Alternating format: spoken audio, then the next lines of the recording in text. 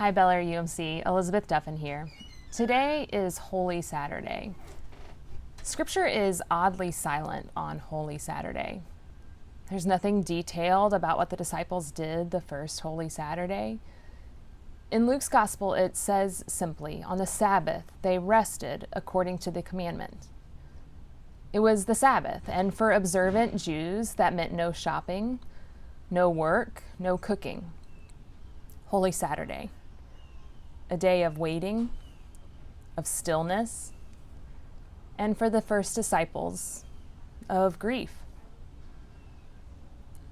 I wonder if you know something about those things these days. Something about waiting and stillness and grief. I know I do.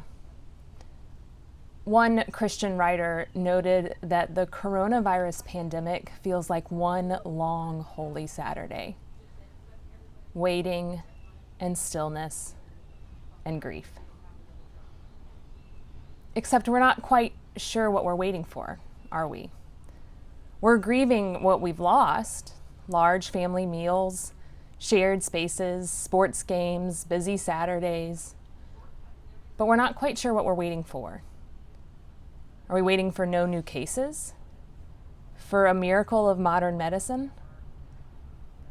We don't know what we're waiting for. All we know is that for now, we're waiting.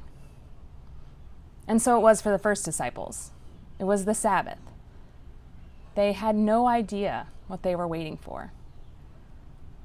One pastor I know notes how interesting it is that God did not choose to immediately raise Jesus from the dead. Instead, God waited. That God could have raised Jesus immediately. But God waits. God waits with us.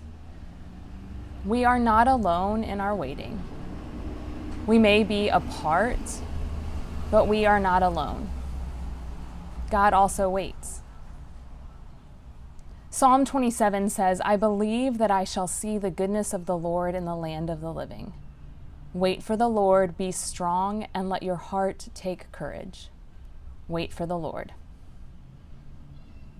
There is no doubt that there is a lot we are waiting for these days. For restaurants to reopen, for this to pass, for the economy to bounce back, for the sick to be cured.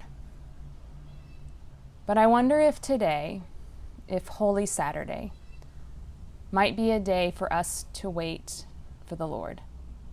For us to say with confidence, I believe that I will see the goodness of the Lord in the land of the living. So be strong.